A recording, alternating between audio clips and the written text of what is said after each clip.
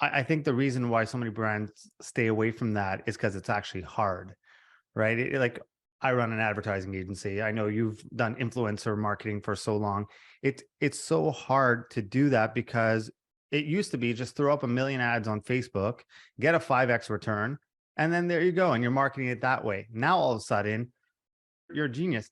And I had this interesting conversation with Gary Vaynerchuk, and he phrased it a little bit differently, which I actually liked, is that marketers actually became, when it comes to brands though, building, I think, and I'm curious to hear your thought, I think one of the biggest mistakes that they make in the content that they produce, and then eventually in the advertising they end up making with it, is they become they want to be the hero on the story, in the story, versus making their customers the hero in the story.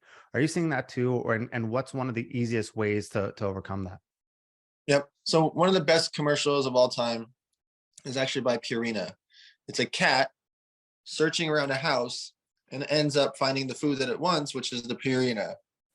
But the whole story, what we're watching is the cat itself. The cat is the hero, and the end goal happened to be the product itself. And it didn't feel like an ad whatsoever. It felt very natural that the cat wanted to eat Purina. The same concept applies to all content.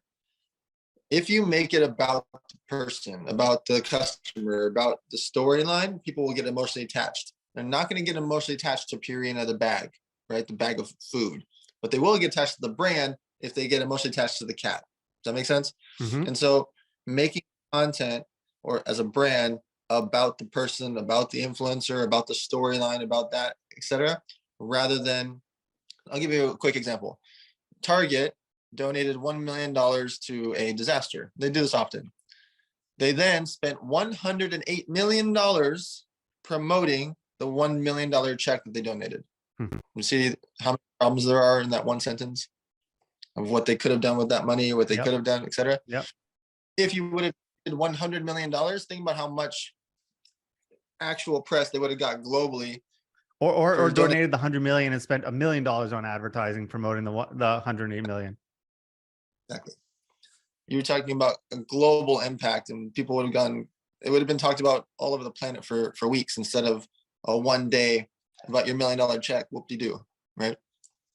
So I think people and brands need to really think about making it much more about what they are, what their brand is, and making the influencer, the story, the people, the customers, the actual thing that we get attached to. Because by default, if we get attached to them, we will like your brand more. I think the reason why so many brands stay away from that is because it's actually hard, right? Like I run an advertising agency. I know you've done influencer marketing for so long. It's so hard to do that because it used to be just throw up a million ads on Facebook, get a 5x return, and then there you go, and you're marketing it that way. Now all of a sudden, yeah, you're a genius then. Yeah, you're a genius. And I had this interesting conversation with Gary, and Gary Vaynerchuk, and he phrased it a little bit differently, which I actually liked, is that marketers actually became mathematicians. And now you actually have to go back to being a marketer and telling the story of your brand. Right. Yep. The thing about it is so many people were focused on 4x, 5x, 6x return rather than the actual marketing of it itself, because they were looking for immediate returns. I've never done that. Like I spent $60 million influencers. I've told every single brand, I've turned down a lot of brands. I won't take your budget if you expect to spend 100K to get back 212,000 the next day. That's not what I do. I want to spend 100,000 so that tens of millions of people see your brand, and by default, you will make millions of dollars. But I will not be able to show you that your 100K turned into 212 tomorrow. That's not what I do. That's not how influencer marketing works, etc. And people got obsessed with it. And I literally had to turn it down because they're like, "Well, we need a KPI. We need this. We need a CPA." I'm like, all your 3 letters are cool. I build brands, and I take brands and I pour gasoline on them to make the fire bigger of a brand. And it's hard because too many, either the agency or the marketing executives at the brands, think that they have to show their boss an exact KPI and a CPA and a CPM, and it's like they have to show exact math all the time.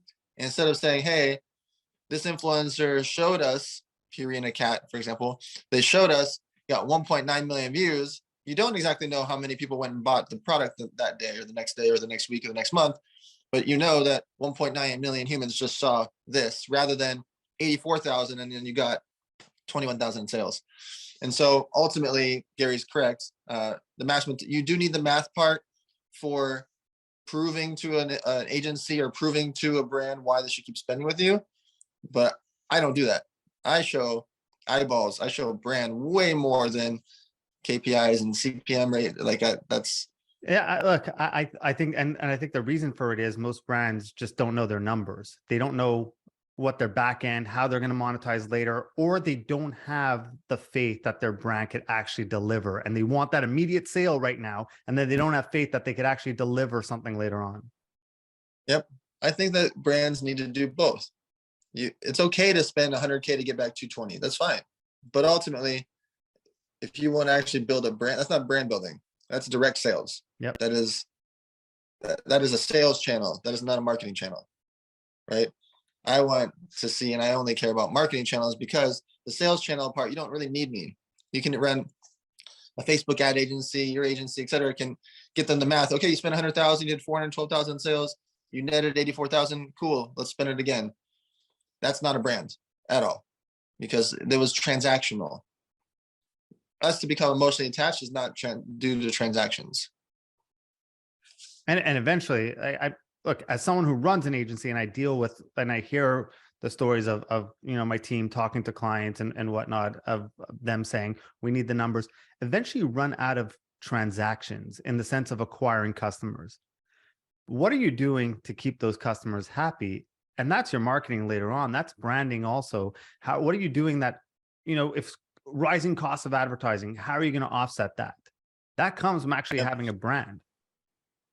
So the customers have to become your ambassadors, whether they're actually posting on social or getting referrals for you or talking about you or being proud of you.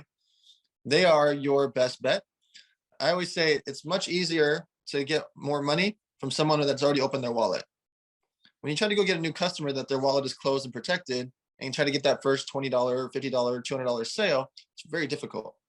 Someone's already spent $50 with you. It's easy for them to spend 100 or 200. You already got their information, your address, your credit card. You've already shipped to them before, whatever your product is. Like they already know that they like you. They trust you because you deliver to them. Getting more money from them, getting referrals from them is infinitely easier than trying to go get Jason to buy the first time. It's not even close. It's not even like a discussion. It's like if Dan has spent $50 with you, Jason has spent $0, you are much more likely to get me to spend hundreds of dollars than Jason to spend 50. And if I can't, and if I can't, that says something about my service, my product, or my brand. Exactly. Let's talk personal brand for a second, because I put out content, not nearly as much as you, but I'm trying to catch up to you. But I'm putting out a lot of content now. One of the hardest things, and I teach this also, like not looking for things and just putting things out there and trying to see what works and testing and putting it out there and not getting caught up in vanity metrics. As someone who's putting out content and tells people not to, it's still one of the hardest things to do, is like look at something and be like, huh, like maybe if I posted this at a different time, maybe I should delete it. And I fight that urge also. I think when you were building a brand, I think the landscape kind of changed. You're still building it, but like I think the landscape kind of changed. So what advice would you give, let's say me who's putting out content, or someone who's thinking about starting to put out content, on how to build their brand now, aside from buying your book, which I highly recommend everyone goes buys your book, and we'll link it in the show notes for you. But like, what advice do you have? So the main thing is the consistency. If you're posting at least once a day, you're keeping that top of mind awareness. You're in people's faces, you're out there, you're interacting, people care. Making the content much more about the person watching you and less about you. People are almost always making content about themselves. A selfie, I just did this, I just did that. Let's say Dan and Jason are following that person. Why would we ever share that content? I'm never going to share your selfie. I'm never going to share when you got your new promotion or you got something, blah, blah. That's fine sometimes, but ultimately, why would Dan and Jason ever share that content? It's not going to happen. Now, what if you taught us about something? What if you made us laugh? What if you showed us a news article? What if you showed us your take on something going on in the world, or business, or a niche, or a hobby? Or that is shareable. Dan and Jason can now repost it, and all of a sudden, hundreds of thousands of people or millions of people see your content because you made something interesting for us rather than for yourself. 2, collaborations. making content with other people will always, always, always, always, always be the easiest and cheapest way, because it's free, to get you more followers. Because if Dan and Jason make content like we're doing right this second, and then Dan posts it, the audience that I have will likely like Jason because he's similar style. He has an agency, he has a podcast, etc. My audience is much more inclined to want to follow him because we have similar type audiences, and vice versa. Making content with other people, whether you're a chef, personal trainer, you teach basketball, you teach ballet, you're a gardener, you like animals, doesn't matter what you do, there are other people in your field to make content with, or similar fields to make content with, and you guys will, by default, gain following from each other because you have similar type audiences. Same reason also on a physical level, when you see girls go to dinner and there's 4 girls at dinner and they're making photos and videos with each other, they are going to gain following from that because someone likes that brunette, someone likes that blonde, someone likes this girl. They may not just follow that similar style of girl. Same thing happens with guys. 4 guys go to the gym, they're all buff. Well, they're going to start to gain following from each other because they're all posting content and they have similar style audiences. So it doesn't have to just be the niche or hobby. It could be your work, it could be what you do, etc. The third thing is you have to be really aware of the fact that your followers have already drinking the Kool-Aid. They already clicked follow. You don't have to prove how cool you are. We're there. Now that we're there, if you want us to share your content, show us something, ask us something, teach us something, do something with us, and people will want to share your content. So two things from there. I think one is people think their life is boring, right? Yes. Not everyone gets to go sit ringside at Jake Paul, and not everyone gets to meet the amount of people you have or live that life. That's entertaining. If you're just Joe, and you're trying to make content, how do you balance that? Like, because then that leads to people over flexing and not being authentic anymore. Correct. So for Joe in Alabama, here's the thing. What you think is boring looks like magic to us. So you might be a plumber or a roofer, and you're like, who the hell cares about roofing? I've been doing roofing for 18 years.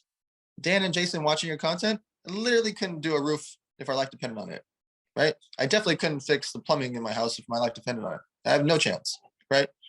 You making basic content showing us this is what you should do if your sink gets clogged. This is what you should do if your toilet gets clogged. This is what you should do if this happens. And then the roofer makes content. Hey, did you just go through a thunderstorm? This is what you should do. Oh, you want to protect yourself from the next thunderstorm? This is what you should do. Are you prone to hurricanes? This is what you should do for your roof.